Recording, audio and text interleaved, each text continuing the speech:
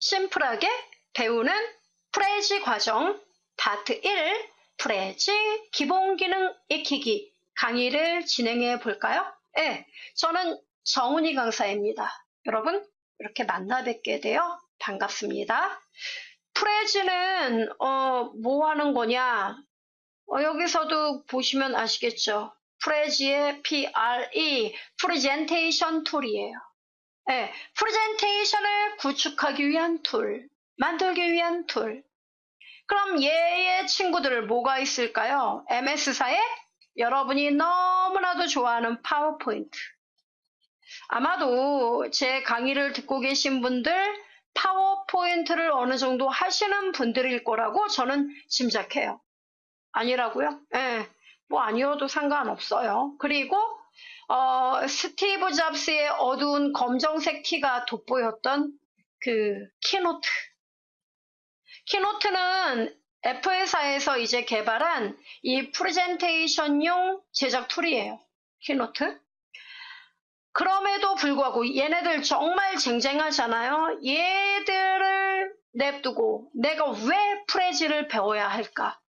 나름대로 얘만의 어떠한 독특한 장점들이 있기 때문에 그렇겠죠?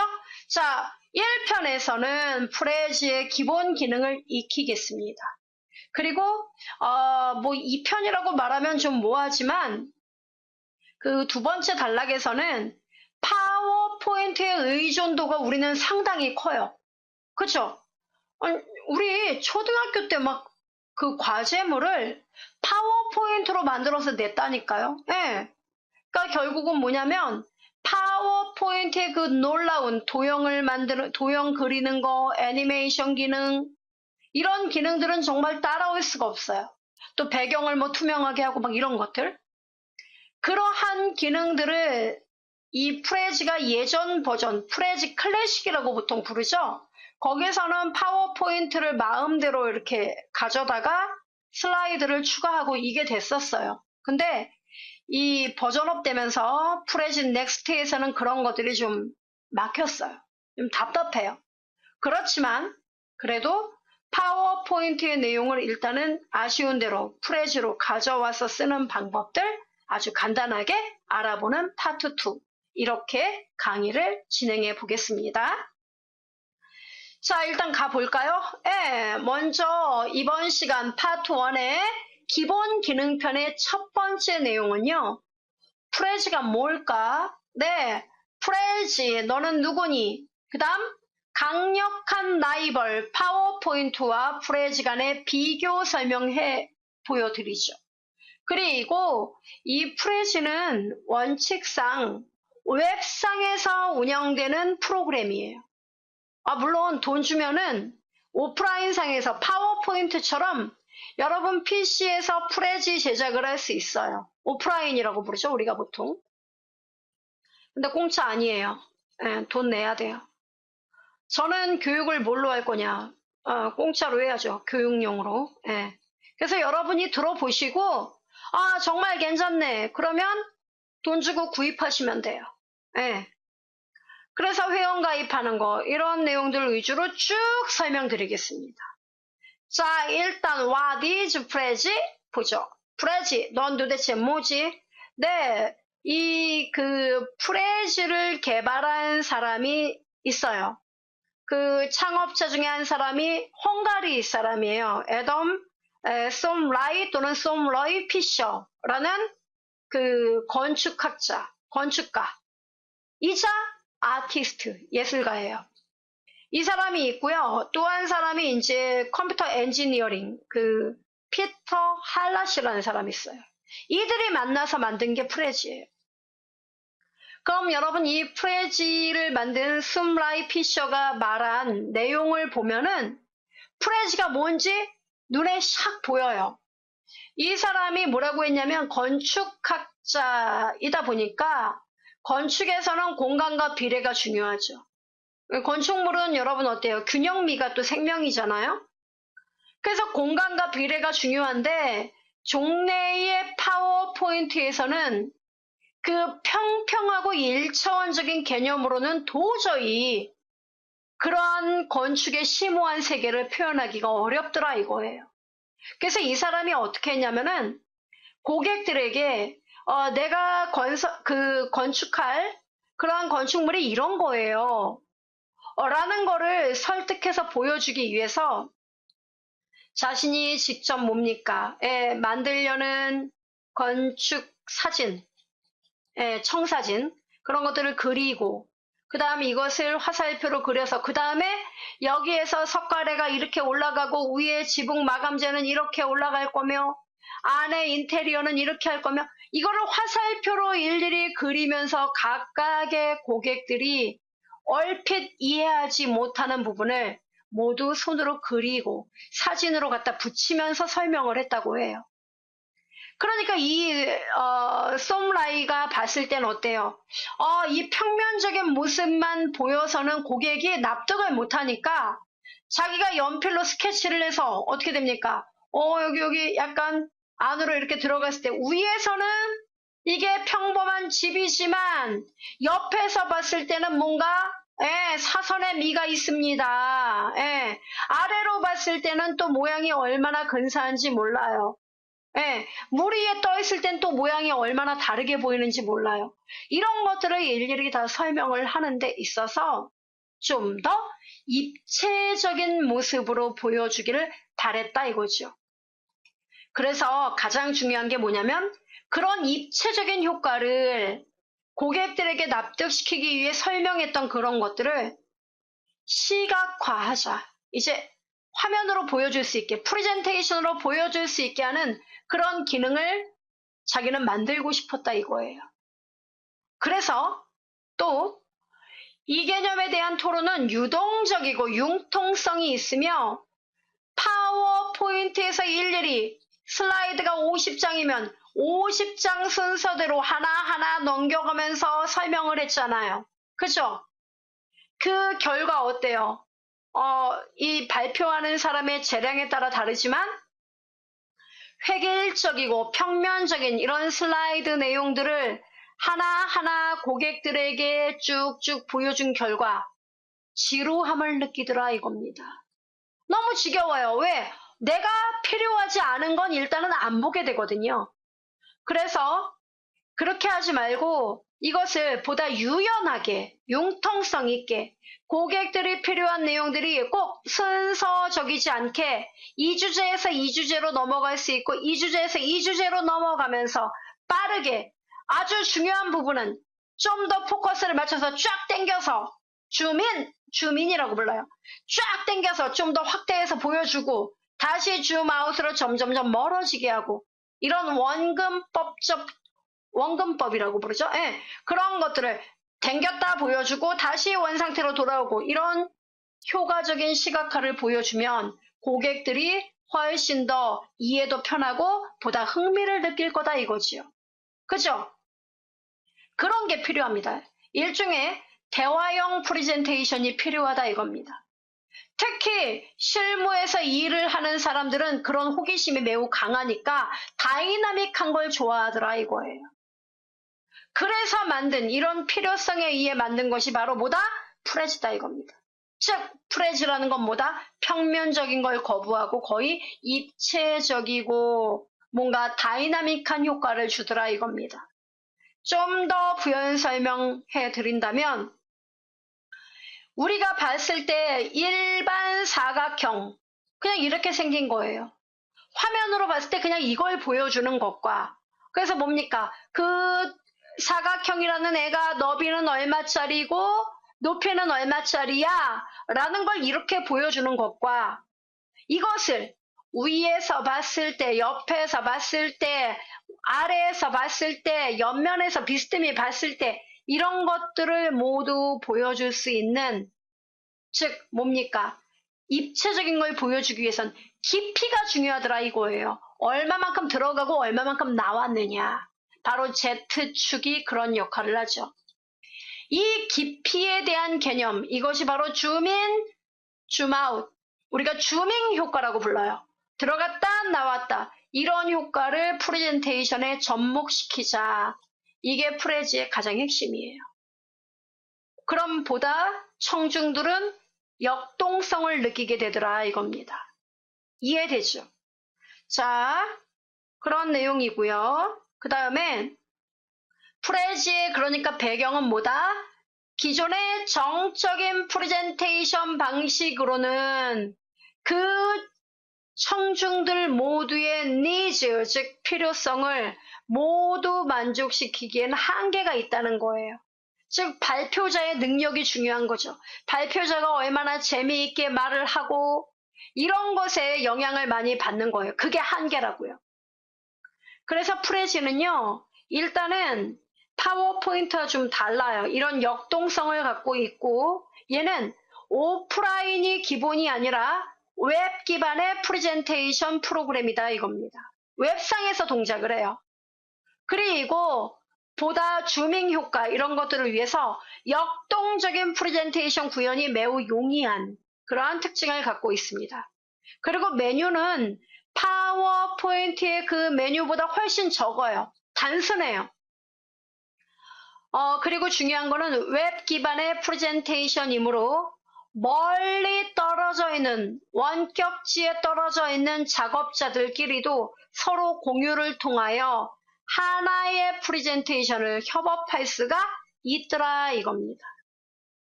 그리고 기능이 매우 심플해요. 그래서 배우기가 쉽다는 겁니다. 우리도 몇 개 안 돼요. 네, 여러분 몇 개만 익히시면은 프레지 그것쯤이야. 이렇게 여러분이 이야기할 수가 있습니다. 자, 그러면 슬라이드 방식의 제작과 프레지 방식의 제작 어떤 시각적인 차이가 있는지 또 제가 알려드려야 되겠죠?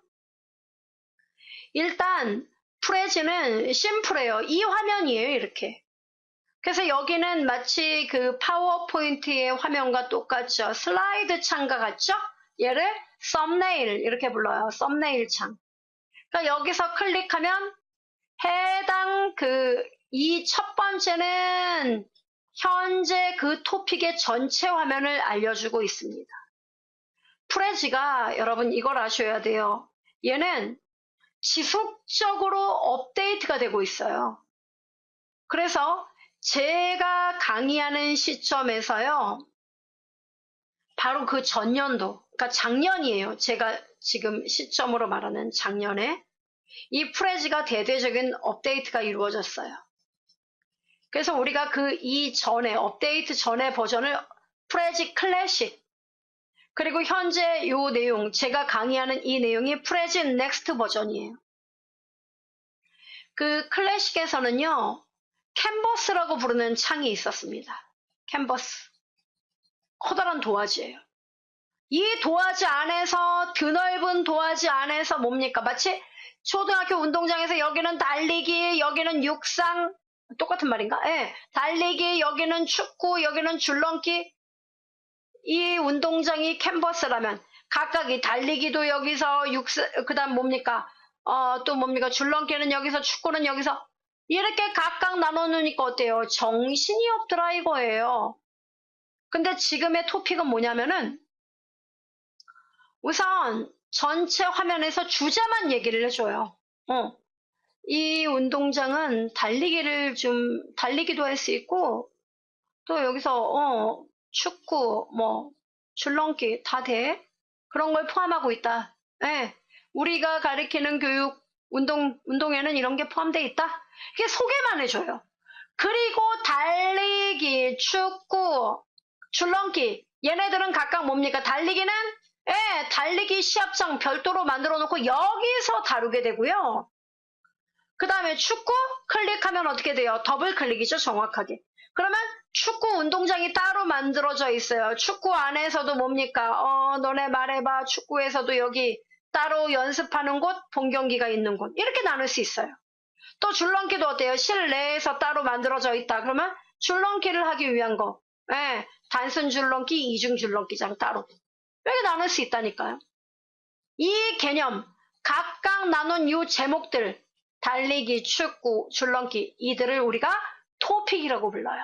토픽, 주제, 토픽. 됐죠? 그래서 프레지 넥스트의 핵심 뼈대는 토픽이에요. 그래서 여러분이 새로운 주제를 추가해야 할 필요가 있을 때마다 여기 나와 있는 토픽을 추가함으로써 여러분이 새로운 주제들을 만들 수가 있더라 이겁니다.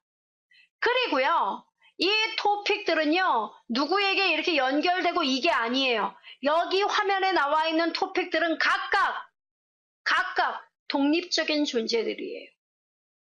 이해되죠? 그래서 내가 이 토픽을 더블 클릭하면 얘네들과는 상관없는 이들만의 토픽의 세계로 들어가게 되는 거예요. 이 토픽을 열면요, 아무도 참견하지 않는 이들만의 토픽, 이 주제에 맞는 새로운 토픽의 문이 열리는 거예요. 이해돼요? 네, 이런 구조예요. 그런데 비해서 우리 파워포인트에서는요, 파워포인트는 잘 아시다시피 슬라이드라는 걸 추가해요. 그죠? 그리고 여기 슬라이드, 여기서는 뭐에 대한 특징을 설명했다. 그럼 다음 장에서 뭡니까? 또 다른 어떤 주제를 가지고 또 이야기하죠. 그리고 이들은 서로 연결이 돼 있어요. 그죠? 우리 슬라이드 쇼에 해보면 아시잖아요. 요 슬라이드에서 요 슬라이드, 요 슬라이드. 이렇게 발표하다가 어떻게 돼요? 우리 수업 들을 때 교수님들 이야기할 때도 보면은 이건 참고로 해서 넘어가고 이런 거 많이 보셨죠? 내가 관심이 없는데 왜 그걸 넘어가야 될까? 그쵸? 그런 거. 이게 슬라이드예요. 그러니까 슬라이드는 슬라이드와 슬라이드 간의 전후 관계가 있어요. 근데 토픽은 딱딱 독립적이더라 이겁니다. 이해되죠? 네, 이런 구조를 갖고 있습니다. 자, 그리고 파워포인트와 프레지의 비교가 나왔어요. 네, 페이지는 슬라이드 각각 한 장씩이고 프레지는 캔버스 한 장, 먼저 한 장이고 여기서 각각의 토픽에 따라 나뉘어진다 이겁니다. 이해되죠? 그 다음에 슬라이드 쇼가 있어요. 얘는 파워포인트는 슬라이드 1번 슬라이드였으면 그 다음 2번 슬라이드, 그 다음 3번 슬라이드 이렇게 넘어간다 그랬죠, 쇼가. 프레즈는 그러지 않아요. 얘는요, 여기 여러분 토픽이 이렇게 있습니다. 하나, 둘, 셋 이렇게. 예를 들어 과거, 현재, 미래 이렇게 세 개의 토픽이 있다면 청중들이 현재 주제에 대해서 관심이 있다면 얘를 발표하지 않아도 돼요. 그러면요, 현재만 여러분이 따닥 열고 들어가면 현재의 문이 열리면서 여기서 각각 더 세부적인 내용들로 나뉘어지게 돼요. 결국 뭐냐, 얘만 주제로 발표를 해도 누가 뭐라 할 사람이 없다는 얘기예요. 얘네들 발표 안 해도 돼요. 왜? 독립적으로 나뉘어져 있다니까요. 이걸 뭐라고 부르냐면 비선형적 움직임 또는 역동적 다이나믹한 움직임 이렇게 얘기를 해요. 됐죠? 그 다음에 애니메이션이 존재합니다. 애니메이션. 얘는 파워포인트는 정말 굉장히 다양한 애니메이션 효과를 가지고 있어요. 다양한 애니메이션 효과. 그런데 비해서 프레즈는 좀 제한적이에요. 물론 회전도 할 수 있고 또 당겼다 늘렸다 하는 줌인 줌아웃 이런 것들이 있고 그 다음에 간단하게 나타낸다든가 이런 효과들이 있는데 파워포인트만큼 다양하진 않아요. 우리도 어차피 수업 시간에 이 프레즈의 애니메이션은 다룰 겁니다. 그 다음에 파워포인트에서 파일을 저장할 때는 파워포인트는 여러분도 잘 아시다시피 얘는 뭡니까? 여러분 PC에서 작업하는 거죠. 여러분 PC에서 작업해요. 그러다 보니까 여러분은 어떻습니까? 얘를 하드디스크라든가 USB에 반드시 파일 이름을 넣어서 저장하죠. 그런데 비해서 프레즈는 웹 기반이에요. 웹상에서 기반하기 때문에 여러분이 굳이 저장을 안 해도 웹상에 저장된 내용이 그대로 존재합니다. 여러분이 지우지 않는 한 얘는 있게 돼요. 그리고 얘는 또는 여러분이 필요하다면 휴대용 파일 형태로 저장도 가능합니다. 됐어요? 이런 형태를 갖게 됩니다. 자, 그렇다면 이 프레지가 프레젠테이션을 제작하는 데 사용하는 툴이라고 제가 말씀드렸잖아요. 그죠? 자, 그러면 올바른 프레젠테이션 제작이라는 건 어떤 거냐면은 반드시 파워포인트이건 프레지건 키노트이든 간에 그것은 이제 프레젠테이션을 만들기 위한 툴이고, 그런 것들을 만들려면 기본 먼저 여러분이 발표할 목적과 방향을 먼저 생각해야 돼요. 이게 핵심이에요. 즉 프레젠테이션의 주제를 선정해야 된다는 얘기예요. 주제. 되게 중요합니다. 그래서 여러분이 예를 들어 제가 여기 잠깐 이렇게 캡처해서 올린 것처럼, 내가 예를 들어 이번에 우리 회사가 그 반려동물 용품, 그 중에서도 사료를 개발하는 회사다. 새로 사료를 만들었다. 프리미엄 사료, 예를 들어 오잉이라는 사료를 만들었고, 이거를 청중들 대상으로 발표를 하려고 해요. 이 사료 새로 출시됐다는 거를. 그러면은 중요한 거는 이게 이제 주제예요. 프리미엄 사료 오잉이 만들어졌습니다. 많이들 보세요. 알리려고 합니다. 그러면 중요한 거는 이제 이게 주제예요. 그러면 더 중요한 게 뭐냐? 그날 나의 발표, 이 프레젠테이션의 발표를 듣는 청중들이 도대체 누구냐? 이 대상이 누구냐? 이걸 고려를 해야 됩니다. 그래서 이게 회사 관계자 사람인지, 또는 뭡니까?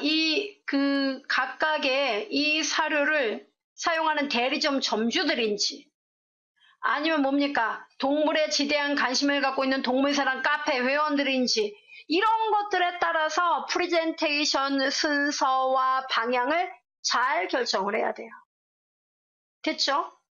그리고 이것이 끝나면, 목적과 방향이 정해지면 그 프레젠테이션을 제작하기 위한 자료들이 수집되어야겠죠? 자료가 수집돼야 돼요. 그래서 필요한 자료 및 정보를 수집하게 됩니다. 예를 들어 사료면 전체 반려동물 시장, 그 다음에 실제로 반려동물을 키우는 가정이 얼마나 되는지 통계치, 그 다음에 해외에서도 이 값비싼 사료가 잘 먹히는지, 이런 내용들을 모두 다 인터넷을 비롯하여 잡지책, 신문, 모든 정보를 찾아냅니다. 그리고 그러한 것들을 이제 여러분이 모두 조합하여 머릿속으로 각각의 프레젠테이션의 구성, 어떤 것과 어떤 것을 유기적으로 연결시킬 것인지, 이런 것들을 연필로 그려내는 작업, 계략적인 슬라이드 작업이에요. 이게 마인드맵 작업이라고 불러요. 아주 중요하죠. 스케치 작업이에요. 그리고 이러한 마인드맵, 이 기능이 끝나면 뭐가 돼요? 이제 본격적으로 이것을 토대로 하여 여러분이 파워포인트, 프레지, 키노트, 이런 툴들을 이용해서 본격적으로 시각화 작업에 들어가게 되는 거죠. 바로 이와 같이 말이죠.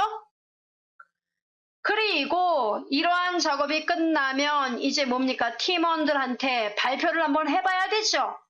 그러면 내가 만든 프레젠테이션을 다른 팀원들이 들으면 좀 더 객관적으로 이제 듣겠죠? 그럼 뭡니까? 너가 아까 말한 내용 여기 똑같이 중복되는 게 몇 번 들어가더라?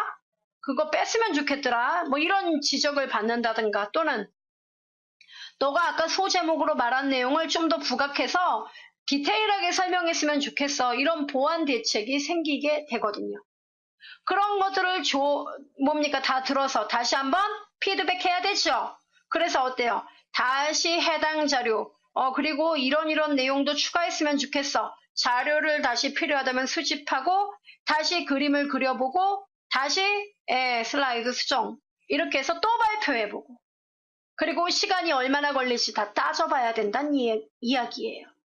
그리고 가장 중요한 거는 뭐냐면, 있는 그대로 발표보다는 고객들에게 보다 더 친밀감을 느끼기 위해서 요새는 앞으로도 그렇지만 이모션 이게 들어가야 돼요. 그게 뭐냐? 이모션이 감정이죠, 감정. 예, 그래서 이 제품에다가 이 제품이 아니더라도 뭡니까?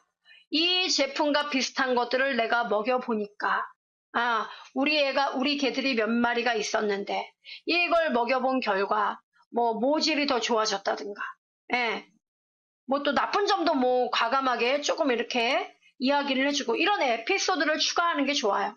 그래야, 저 사람이 저렇게 먹여보니까 그런 효과가 있었구나. 이렇게 느낀다는 얘기죠. 그냥 판에 박힌 내용을 읽기보다는 그렇게 에피소드를 삽입하는 게 중요하다는 겁니다. 그럼 우리는 목적과 방향, 자료 수집, 컨텐츠, 계략적 구상은 여러분이 하는 거고 제가 수업할 내용은 뭐다? 네, 바로 프레젠테이션을 이제 만들어야 되는데 그 중에서도 프레지의 사용 방법을 익혀야 되겠죠? 그 익히기 위해서 맨 먼저 계정을 만들어야 돼요. 계정 만드는 방법 다음 시간에 진행해 보도록 하겠습니다.